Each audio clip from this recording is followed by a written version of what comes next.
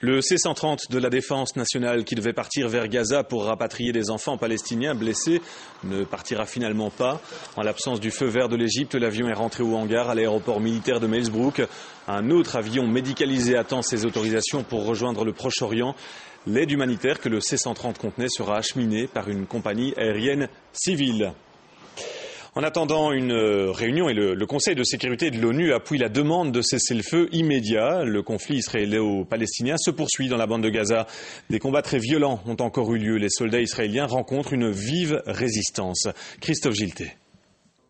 Un groupe de soldats israéliens filmés de loin par des hommes du Hamas.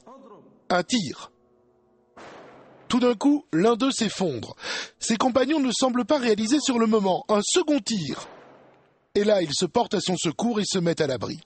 Impossible de vérifier la date de tournage de ces images, ni leur authenticité, mais visiblement, le Hamas veut montrer qu'il riposte. Les blindés israéliens ont pris position tôt ce matin dans les quartiers périphériques de Gazaville.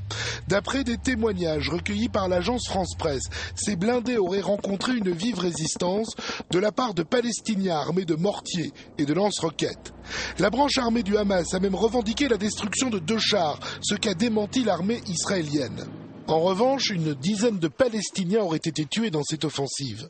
Cet après-midi, le Conseil de sécurité de l'ONU a réitéré son soutien au secrétaire général Ban Ki-moon, qui s'envolera demain pour le Proche-Orient. Un voyage qui le conduira en Égypte, en Israël et dans les territoires occupés. Les combats doivent cesser. Et je le dis aux deux parties, il faut arrêter tout de suite. Trop de gens sont morts et il y a trop de civils qui souffrent. À Jérusalem et dans les territoires, de nouvelles manifestations ont condamné l'offensive israélienne. Et à Ramallah, le président Abbas a tenu des propos très durs. Israël continue à mener son attaque sur Gaza.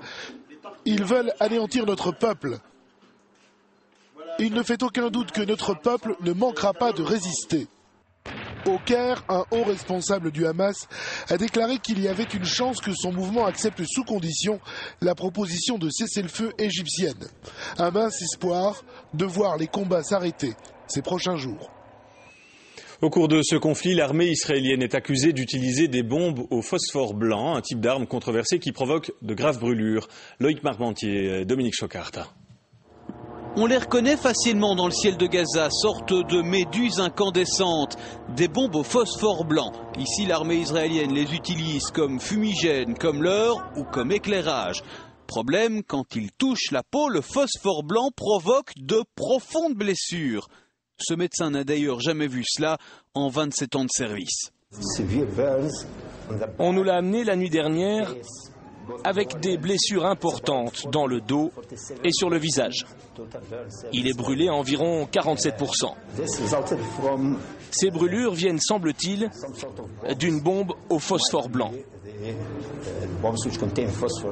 Le phosphore blanc n'est interdit par aucun traité international. Il est autorisé, mais encadré sur son utilisation. L'organisme de défense des droits de l'homme, Human Rights Watch, s'indigne.